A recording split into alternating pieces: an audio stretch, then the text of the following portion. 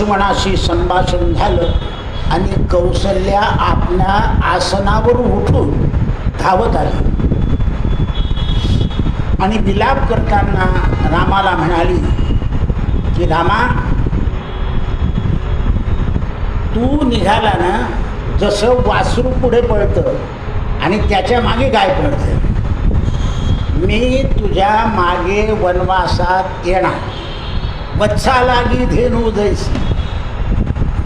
काय वर्णन आहे बघ. तुझ्या रामा, तुझ्या पित्याने तुला आज्ञा दिली आहे, तू दृढ निश्चय केला आहे, पण मातेचं कर्तव्य विसरला.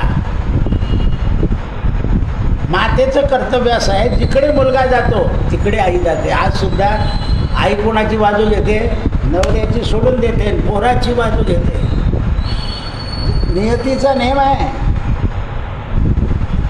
मी नियतीच्या विरुद्ध वागत नाही आहे, पण तुला वनात जाण्याचा आनंद आहे, पण मला माझं जीवन दुःखी आहे. समस्त प्राणी सर्वदा वचन बोलतात. जन्मभर दशरथ राजाच्या आज्ञेत राहिली, नंतर सुमित्रेच्या आज्ञेत राहिली, नंतर कैकेयीच्या आज्ञेत राहिली, आणि मला कायम जीवन आज्ञेतच राहावं लागतं आहे. मला असं वाटत होतं पुत्राच्या राज्यात मी स्वतंत्र होईल. म्हणून मुलं असे निघाले पाहिजे की आपल्या आईच्या राहिलेल्या आकांक्षा पूर्ण करणारे. तो म्हणतो, बाबा गुच्छ बैस, तुला काही समजत नाही, माझी सासू चांगली आहे असं सांगतो तो. आणखी आपला उखरडू.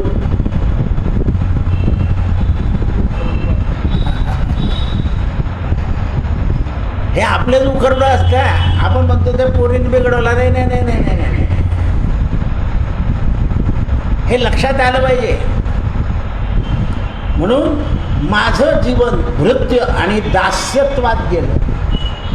शुद्ध स्वादिष्ट अन्न खाल्ल्यावर सुद्धा माझ्या शरीरात कधी आनंद नाही निर्माण झाला, कारण नेहमी जाच होता. रामा, आता मी अयोध्येमध्ये राहून स्वादिष्ट अन्न खाईल आणि तू मात्र वनामध्ये फळमुळं खाशील. कोणत्या आईला जेवण जाईल का? तुम्ही एखादी भाजी केली तर लगेच आई म्हणते, त्या डोंबिवलीवाल्याला फार आवडते, ती सून म्हणते रोजच काय त्यांचं नाव घेतात. म्हटलं त्याला आवडते ना. म्हणजे मुलांच्या बाबतीमध्ये आईचं मन कसं असतं हे रामायण वाचून स्त्रियांनी वागलं पाहिजे. जो सद्गुण संपन्न आणि महाराज दशरथांना प्रिय असलेला कुलभूषण राम वनात जातो आहे, हे ऐकून कोणाला आनंद होणार आहे? तू कसा आहे? गुणसंपन्न. रामाचं वर्णन करते आहे. कारण काय? शुद्ध सात्विक बुद्धी म्हणजे कौसल्या. कोण रामरक्षा म्हणेल रोज? ज्याची शुद्ध बुद्धी आहे तो. सुमित्रा ही कौशल्याच्या सेवेत राहायची, त्यामुळे तिला काही करायचं गरज पडायची नाही. कैकेयीने मात्र कधीही रामाचं वर्णन केलं नाही. वनातून आल्यानंतर केलंय. रामा, माझा निश्चय, जगामध्ये दैव सगळ्यात बलवान आहे. कोण सांगते? कौसल्या. जगामध्ये काय बलवान आहे तर माणसाचं दैव. तुझ्या आज्ञेनं मी तुझ्याबरोबर येते. अरे, तू लोकप्रिय मनुष्य आहे.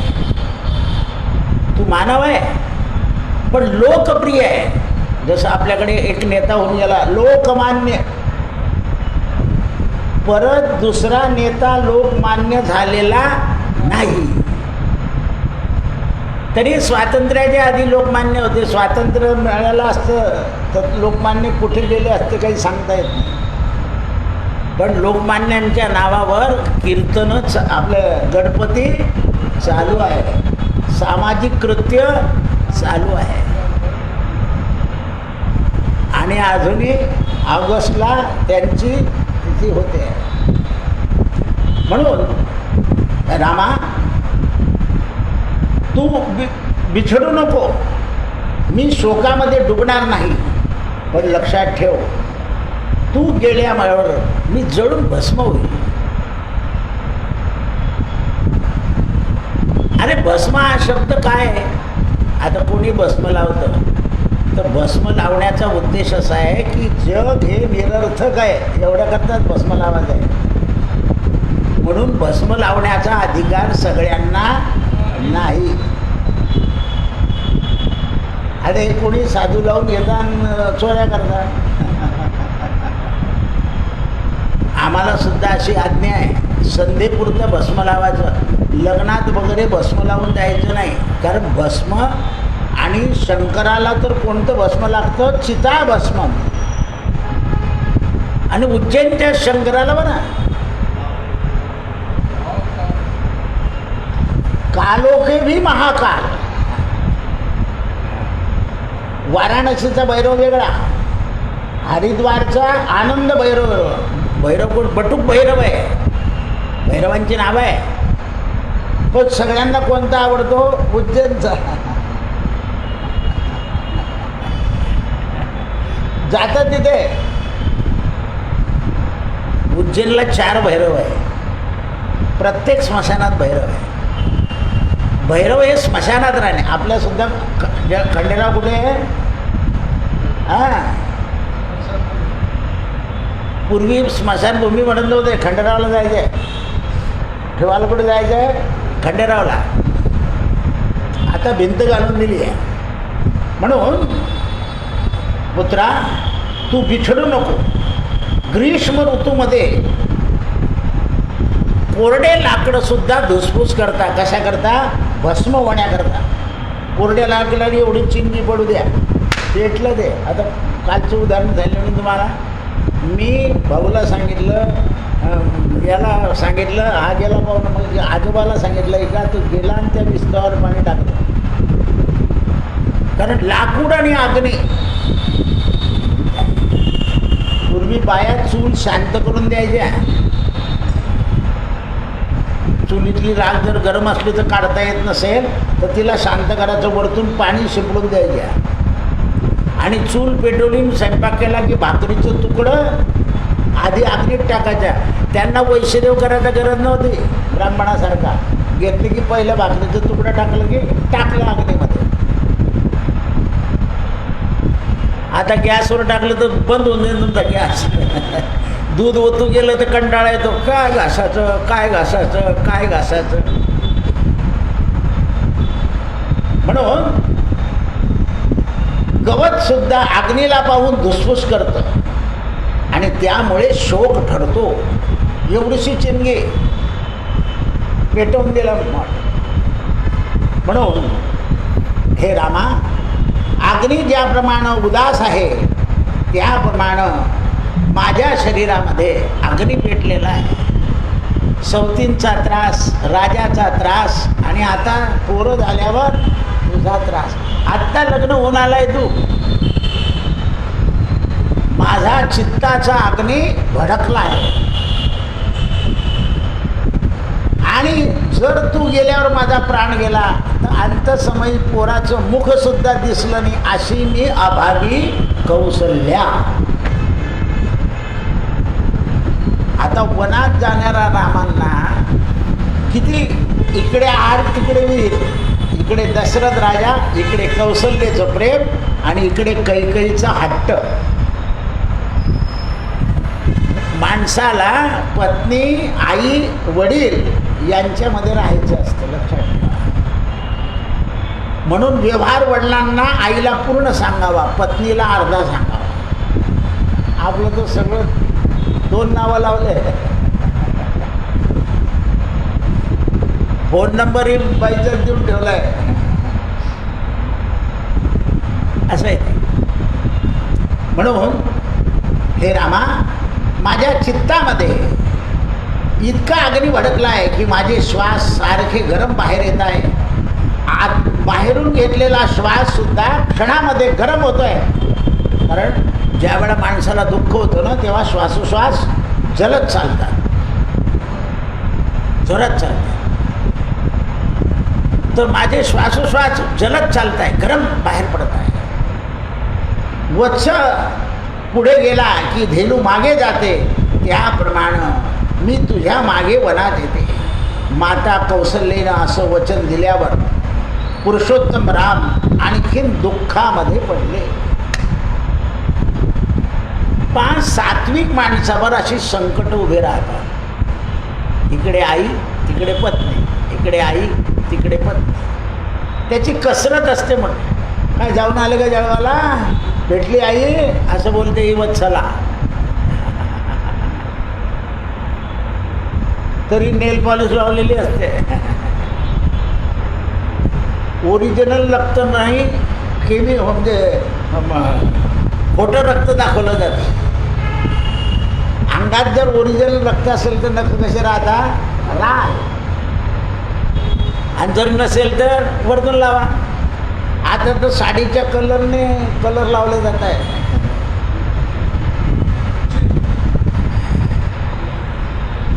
असं आहे ते. म्हणून ते म्हणतात, हे आई कैकेयीनं राजाला धोका दिला, आता आई आपल्याला धोका करते, काय करावं. तेव्हा राम म्हणाले, हे माते, मुलाचं लग्न झालं आहे, मुलगा सज्ञान आहे.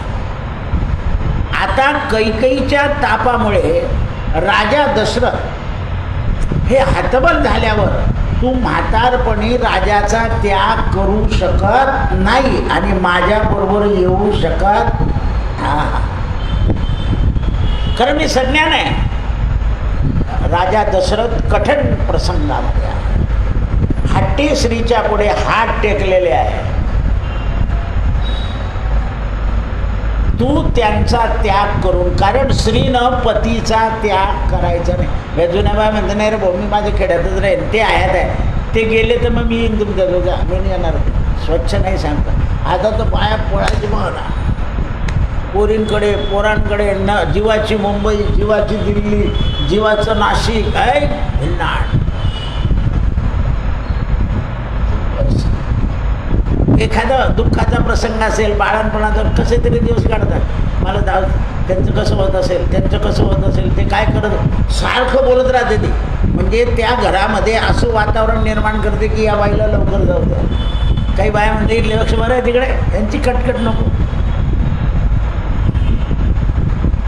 ह्या किती कौशल्य असल्या तरी उपयोग नाही. कसं समजवलं आईला, कारण माणसाच्या सवयी, माणसाचं वागणं आणि त्यांचा स्वभाव हे स्त्रीला पूर्ण कळालेलं असतं. हे समजलं पाहिजे. पतीचा त्याग करता येणार नाही. सत्पुरुषांना अशी स्त्री आवडत नाही. हे माते, महाराज काकुस्थ भूषण आहे. दशरथ राजा जीवित असेपर्यंत तुला पतीची सेवा करायची आहे, हा सनातन धर्म आहे. त्या कोरोनामध्ये नाही का, त्या बाईला इंजेक्शन द्यायचे डॉक्टर आणि त्याही माणसाला, आणि गोळी तो बाई माणूस म्हणायचा पाणी आणून द्या. ती बाई त्या आजारात तशीच जाऊन पाणी आणून द्यायची, मग हा गोळी यायचा. दोन्ही आजारी होते. बऱ्याच लोकांचे तर दोघं नवरा बायको दवाखान्यात बरोबर होते. तो नवरा बरा झाला तर पळून आला, म्हटलं गाव राहिले असेल ती बाई एकटी ना, हां माझं काही झालं तर पुन्हा.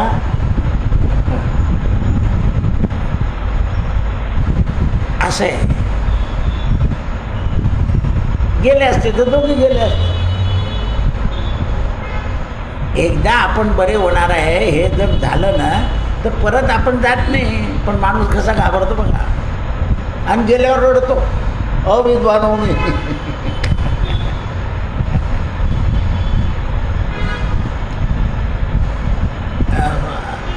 हे लक्षात आलं पाहिजे की दोघं एक आहे, दोन नाही. एक मत होत नसेल कदाचित, पण दोघं एक आहे, दोन नाही आहे घरामध्ये. हे माते, रामाचं असं सांगून शुभकर्मावर आईची दृष्टी टाकली. कोणत्या कर्मावर? शुभकर्म. तुला सेवा करायची आहे, राजा दशरथा झाला. हा सनातन धर्म सांगतोय मी तुला.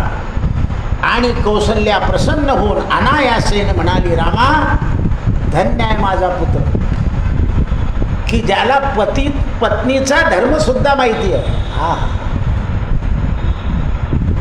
पत्नीचा धर्म सुद्धा माहिती. जळगाव शहरातली एक घटना सांगतो. 20 वर्षापूर्वीची आहे. एक बाई नऊवार पातळ नेसणारी होती.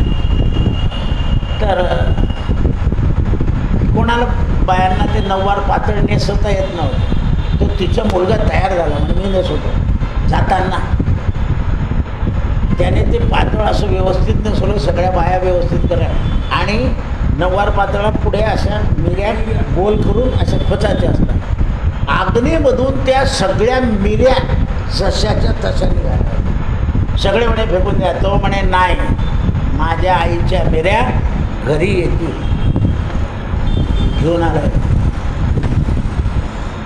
जसाचा जसा पिळ निघाला. बऱ्याच बायांचे मंगळसूत्र तसे तसे राहून जातात. मंगळसूत्र आहे आईचं आणि सौभाग्यवती बाईचं कोणतंच वस्तूचा त्याग करायचा नाही, हे सोनांच्या लक्षात पाहिजे. जिवंतपणी त्यांचा त्याग करून टाकणाऱ्या वस्तूकडे काय पाहतील.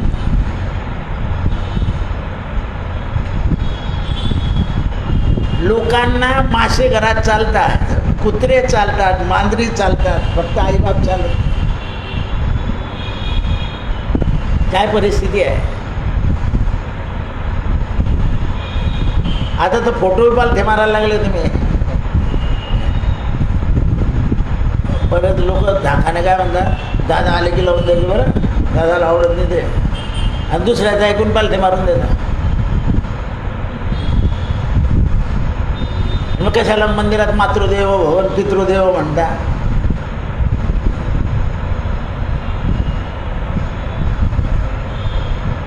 निर्जीव वस्तूला इतके घाबरता. फोटो काय सजीव आहे का. हे लहान लहान पोरं आहे ना, हे यांचे आईवडिलांचे फोटो असे लावलेले असले की इंग्लिश मिडियमचे बरं आई काय टॉप दिसत होते असं बोलतात त्यांना. मला बऱ्याच बाया सांगतात. म्हटलं तू ते फोटो बाजूला ठेव, बा असलं माझा नातं. हे बा लगेच उदाहरण आहे माझ्याकडे. मुलांना ते दृश्य दाखवायचे नसतात. म्हणून हे माते, तू स्वीकृती केली याच्यातच धन्यवाद आहे. कौशल्याने लगेच मानून घेतलं. कारण समजवणारा कोण आहे. नारायण. समजवणार कोण आहे. नारायण आहे. लक्षात ठेव. समजवणारा चांगला असला की समज येते.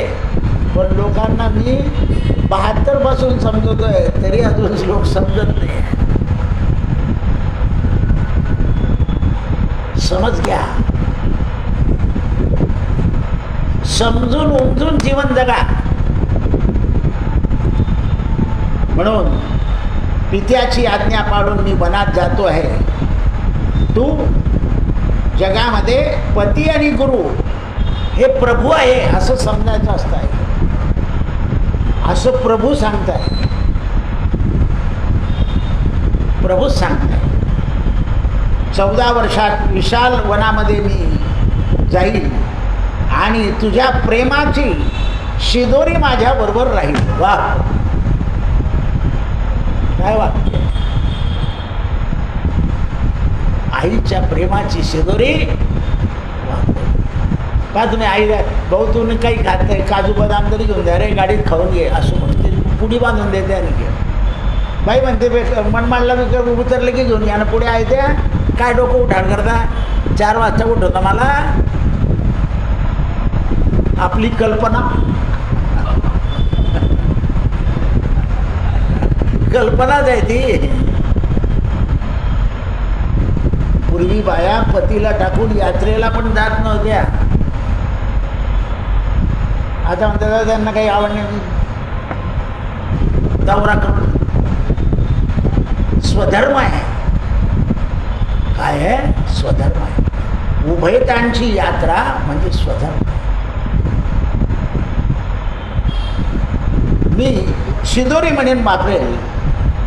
पुत्रवत्सल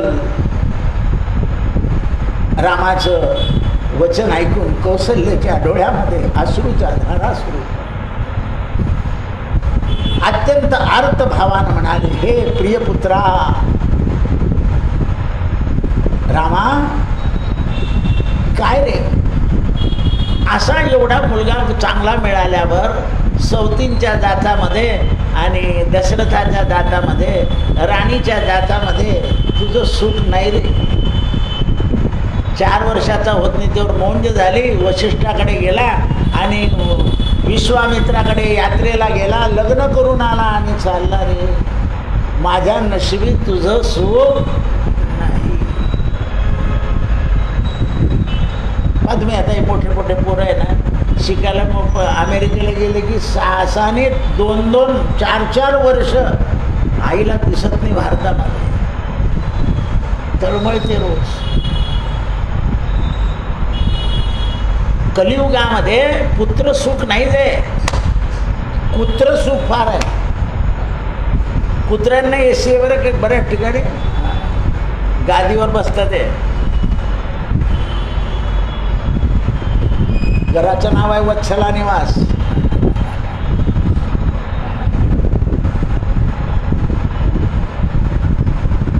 मोबाईलवर ऐकणारे सावधान राहा. घराची नावं चांगली ठेवतात पण घरात प्रेम राहत नाही.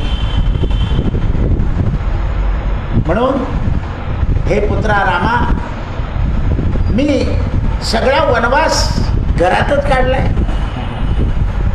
आता माता कौशल्या शांत झाली. अरे, स्त्री जातीला पती हा धर्म आहे, पण पती हतबल झाला की स्त्रीचा धर्म पाळला जात नाही. बा, माणसाचा पैसा कमी झाला की बाईचं बोलणं कमी होऊन जातं.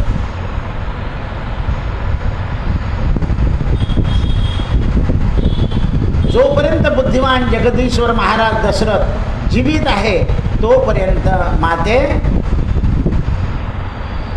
तू इथेच राहा. आणि माझा भरत धर्मात्मा आहे, तो समस्त प्राण्यांशी प्रीतिवचनानं बोलतो. आतापर्यंत तुला माहीत आहे माझी भूमिका दशरथ आपला भरत पूर्णपणे निभवेल. एवढा विश्वास आहे भावावर. भरत प्रीतिवचन आहे, तो गोड बोलतो, मधुर वागतो. बाई जर जात असेल तर आपल्या मुलांमधून माणसाला सूचना करते, जास्ती त्याच्याजवळच राहायचं, बरं तो चांगला आहे, हे बाकीचे दोन्ही असं सूचना करून जाते बाई. कारण तिला तिन्ही पुत्रांचा अनुभव आलेला असतो. हल्ली तर म्हणता माझ्याकडचे 2 महिने झाले, तुझ्याकडे जाऊ दे भाऊ. ज्यांचा एक आहे ते म्हणतात कुठे जाऊ, असं आहे. त्याचे चेंडूसारखी परिस्थिती, इकडून इकडे इकडून इकडे. म्हणून मी गेल्यावर तू शोक करू नको, सावधानतेने राहण्याचा प्रयत्न कर. असा दारुण शोक करायचा नसतो, सावधान होऊन राहा. राजा दशरथ आता म्हातारे झाले आहे, त्यांना सावधान राहणं कठीण आहे. उत्कृष्ट गुण आणि जाती आदीच्या लोकांनी व्रत उपवास करण्यापेक्षा पतीची सेवा करणं महत्त्वाची आहे. पतीची सेवा न करता व्रत उपवासाचं फळ निम्मे पण मिळत नाही. म्हणून पूर्वीच्या बाया सगळं घराचं करायचं आणि मग केव्हा तरी येऊन महादेवाला एवढंसं दूध चालले. आता एक एक टाक. ओम नमः शिवाय.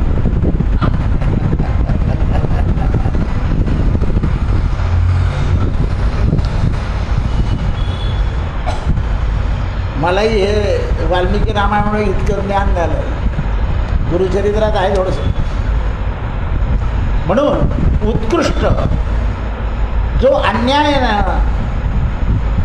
अनन्य देवतांना वंदन करतो, पण पूजनीय लोकांची सेवा करीत नाही, त्याला फळ मिळत नाही, त्याला स्वर्गही मिळत नाही.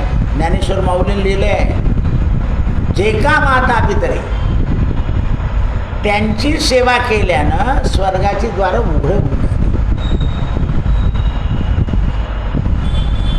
स्त्रियांनी पतीला प्रिय असेल या हितामध्येच राहावं. स्त्रीला वेद उपनिषद वाचायची गरज नाही, कारण ती सेवा हेच वेद उपनिषद आहे. सनातन धर्माचं श्रुतीमध्ये सांगितलं आहे, हे देवी तुझी मंगल कामना पूर्ण होईल,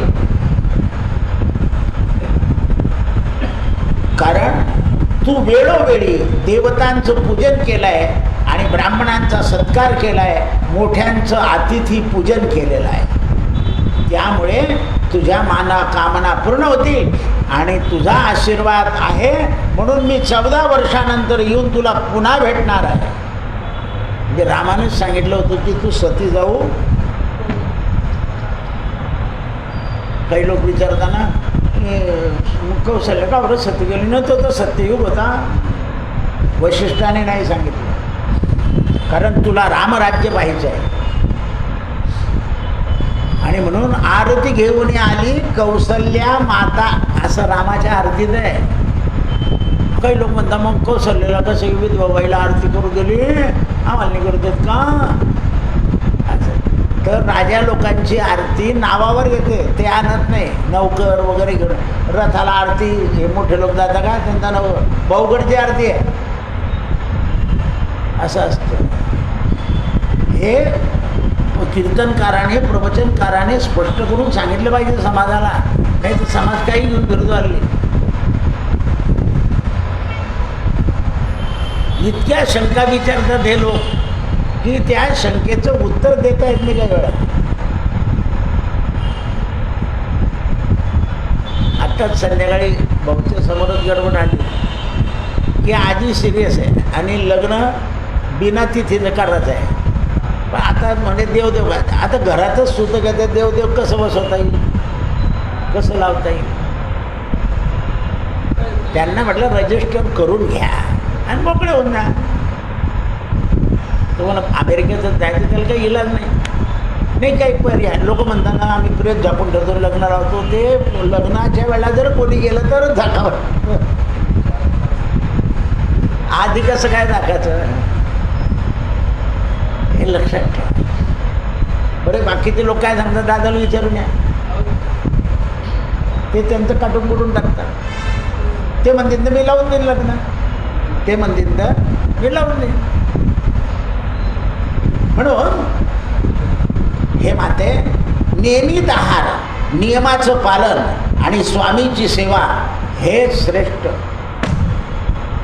नियमित आहार भरपूर घ्यायचा नाही आणि पतीची सेवा, आतिथ्याची सेवा हेच काम, आणि तू हे करत राहा. सगळ्या धर्मामध्ये हा मोठा धर्म आहे. रामाचं असं सांगितल्यावर कौशल्याच्या डोळ्यामध्ये आसूड घळघळ करू लागले आणि पुत्र शोकानं पीडित झाले आणि म्हणाली, पुत्रा तू वनामध्ये निश्चिंत जा. बदलली, निश्चिंत जा, माझी आज्ञा आहे. राजा दशरथाच्या आज्ञेचं पालन कर. अत्यंत कठीण समयी तुला वनस्पती, हिंसक प्राणी, एवढंच नाही तर वनदेवता तुला साथ देतील.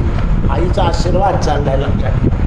म्हणून आई गेल्यावर सुद्धा आईच्या फोटोला वंदन करून बाहेर पडायचं. स्वामी तिन्ही जगाचा आई विना याचे त्याचे फोटो ठेवण्यापेक्षा आईचाच फोटो आपल्याजवळ ठेवा. हे महाराजचे फोटो काहीच कामाचे नाही. एकही महाराज सांगत नाही आई बाबांचे काय. एखाद्या माणसाची बाई गेल्यावर त्याला बाईला फोटो पाहिला जर उडवलं तर त्याने पालथा गेला तर काही हरकत नाही.